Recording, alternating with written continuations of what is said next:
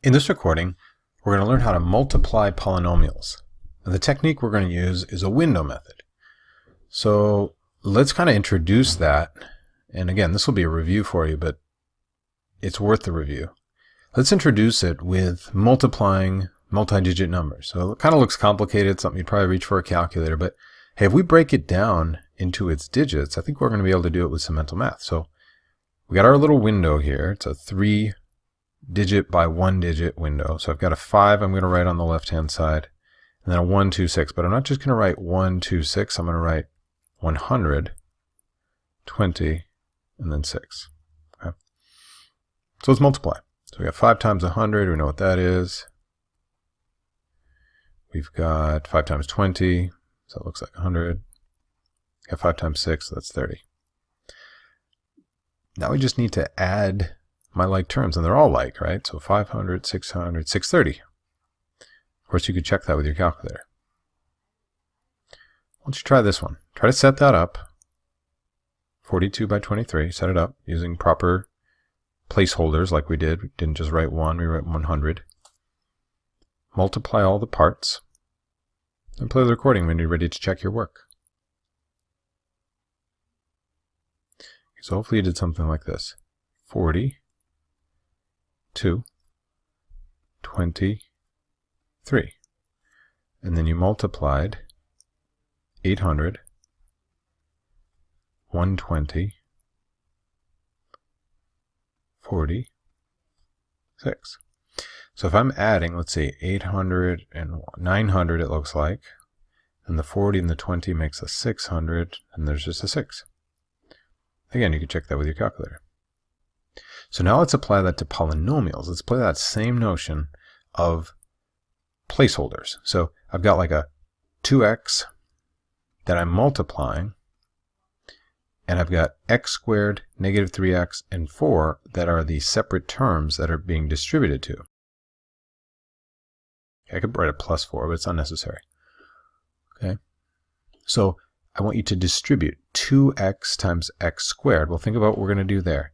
X times x squared is going to make an x to the third, or x cubed. Okay, my next term, 2 times negative 3 would be a negative 6.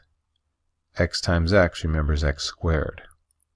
And finally, 2x times 4, 8x. None of these terms are like terms, so I'll just write it out. Okay, well, what if it's a 2 by 2? Well, that's no problem. Well, I got to keep my minus sign on there. It will be a problem if I don't write it correctly. So I got to concentrate. Can you please fill in all 4 squares, if you haven't already, with their products, and then combine any like terms that you see? Okay, so hopefully you paused and worked this out on your own. If not, please do that. Now, it's no coincidence. It will be the case that you have diagonals that are like terms. Okay, so I've got x squared plus 2x plus or just a minus 24, I'll say. Okay? All right, so here's the question that we skipped before. We said we're going to multiply x plus 4 times itself.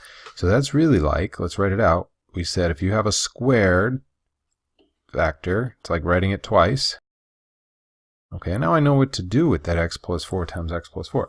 Why don't you put that into our window? Play the recording after you've gotten an answer down at the bottom, please. Okay, so hopefully you took time to do that. You're not just watching me do this. You're thinking, you're interacting, putting down your answers first. Okay, so we have some like terms again on the diagonal. That's where you should look for your like terms. Okay, and there's our product. Last one. Do it all on your own, then play the recording when you're ready, please. Okay, hopefully you worked that one out. It's a 2 by 3, but hey, that's just another step. That's not anything we can't handle. You're just distributing the x to all those terms. Remember, that's going to be x to the third. 1x times x squared is x to the third.